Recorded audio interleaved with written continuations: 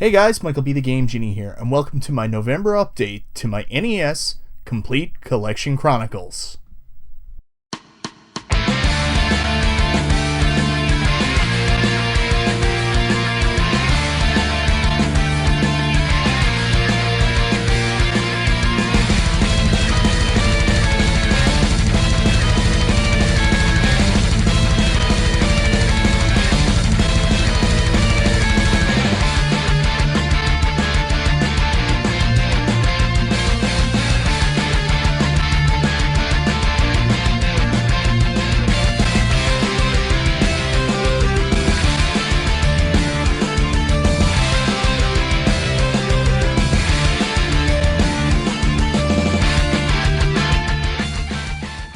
Hey guys, welcome back to my November update to my NES Complete Collection Chronicles.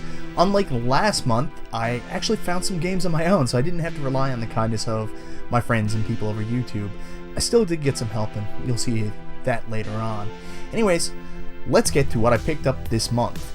First up is an extremely hard to find game. I wouldn't really say it's rare or valuable, but it's definitely one of those uncommon ones, and it's actually really weird too. Space Shuttle Project.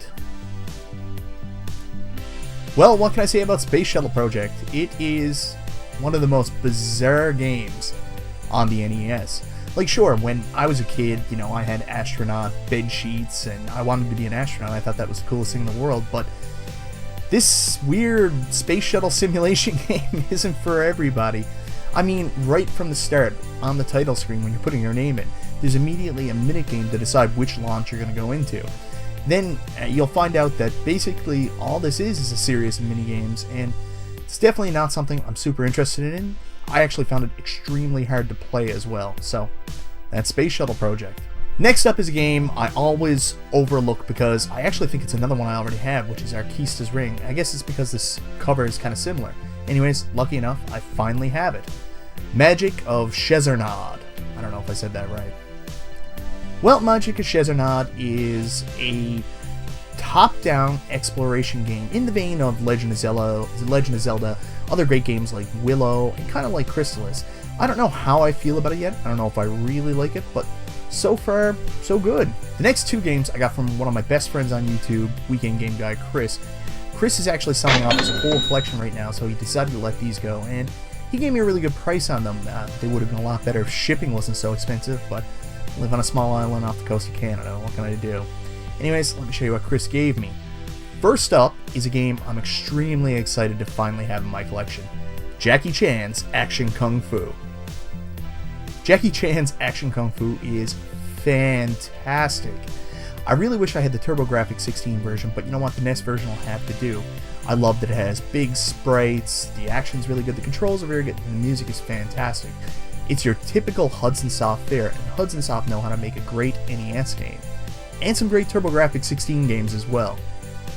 And last but not least, a game that I've been made fun of because my two buds, Weekend Game Guy and Mr. Dude 206, had for a very long time, and it's a NES game I can never find. RC Pro-Am 2. Well, RC Pro-Am 2. What is RC Pro-Am 2? It's an extremely hard to find, rare, valuable game that's kind of just like RC Pro-Am 1. Sure, the graphics have been upgraded a little bit, there's other really weird things added in, like weapons and stuff like that, but typically you're getting more RC Pro-Am, and you know what? That's not a bad thing. So that's it, guys. That's everything I picked up this time. For those of you who've been following along at home, that's 4 new NES games. Last time I was at 620 games, which brings my total to 624 NES games. Before I go, I just want to show you something else because Chris was really cool. He bought the 2 games off him, and he also threw something else in the package. That's right, a complete in-box Player's Choice version of The Legend of Zelda. I'm really excited to finally have this. In fact, this is actually the Grey Cart Legend of Zelda. It's a variant I don't have. Like, I base my collection solely off NINTENDOAGE, so you know what? The yellow label Metroid and the regular label Metroid, there's no real difference in them. You have one Metroid, you have the other.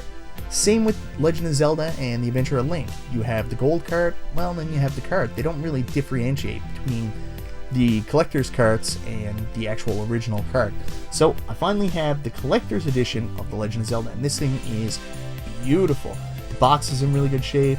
And on top of that, it comes complete with that manual, and that's something I've always wanted. The artwork in the Legend of Zelda manual is just fantastic. So anyways, that's everything. That's everything I picked up in the month of November. 4 games, which seems like a small amount again, but man oh man, I can't wait to show you December. In fact, December is going to have to be 2, if not 3 parts. December's been an incredible month. We're only 6 days in. Anyways guys, I'll leave it at that. It's Michael B. the Game Genie, and I'll talk to you next time.